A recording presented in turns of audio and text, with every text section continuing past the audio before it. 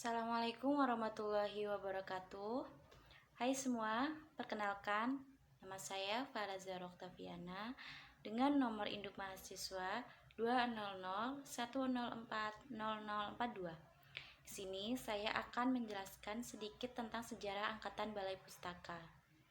Angkatan Balai Pustaka lazim disebut juga Angkatan 20 atau Angkatan Siti Nurbaya. Awal berdirinya Balai Pustaka yaitu pada tanggal 14 September 1908.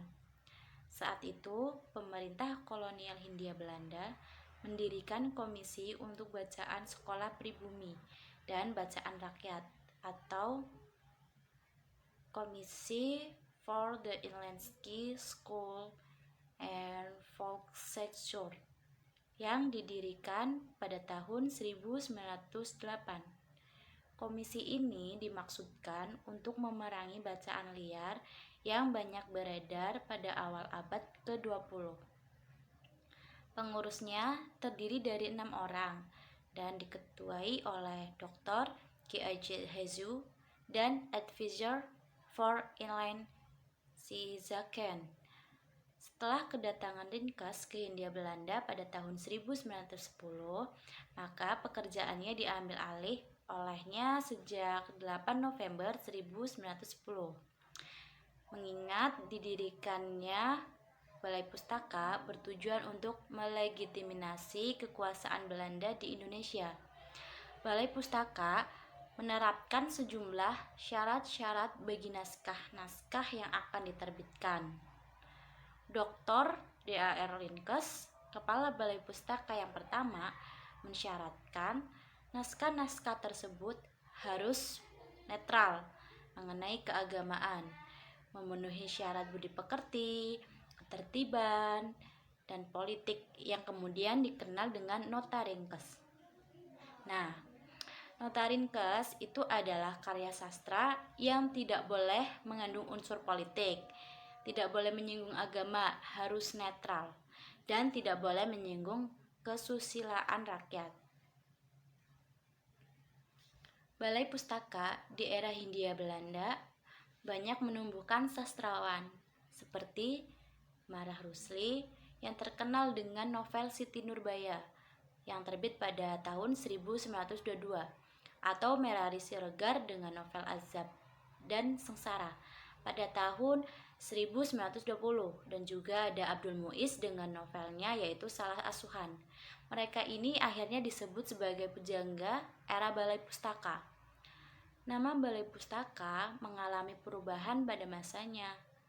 Setelah Komisi for the Volkshochschule, nama Balai Pustaka digunakan pada 1917.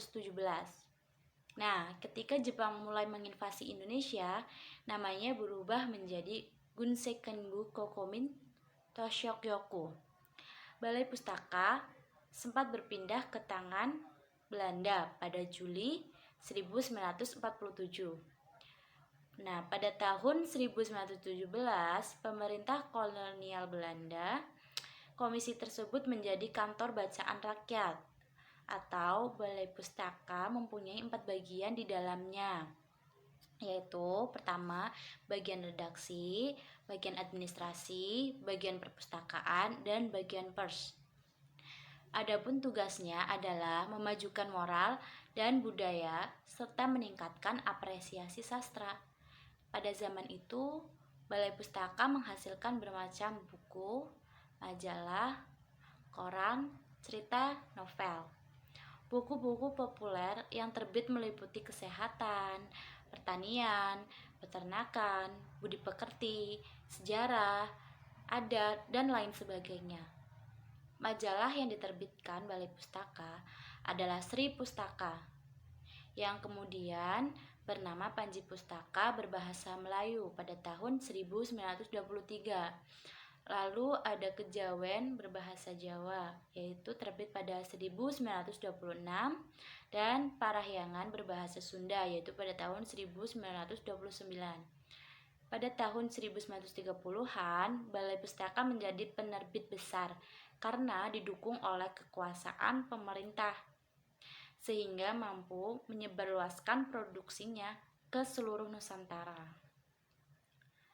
Balai Pustaka didirikan untuk memberi bacaan kepada orang-orang yang pandai, terutama yang pandai membaca, yang tamat sekolahnya rendah, dan lain sebagainya.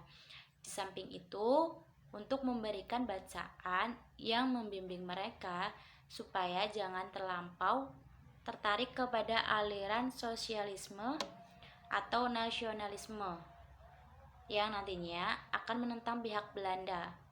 Karena Belanda tidak mau Indonesia pintar, Belanda ingin rakyat Indonesia tetap menjadi tenaga kerjanya atau sebagai budak Belanda.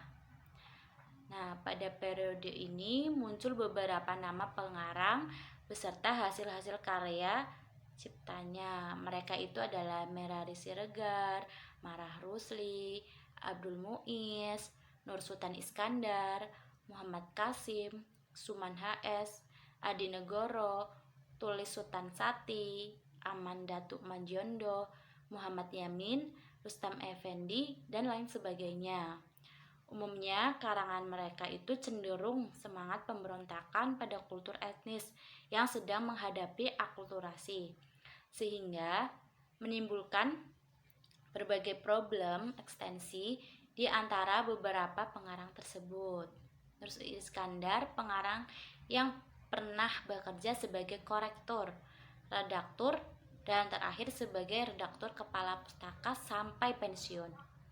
Nah, Nur Sultan Iskandar adalah pengarang paling produktif dengan menghasilkan beberapa karya baik berupa novel, kumpulan cerpen, maupun cerita anak-anak.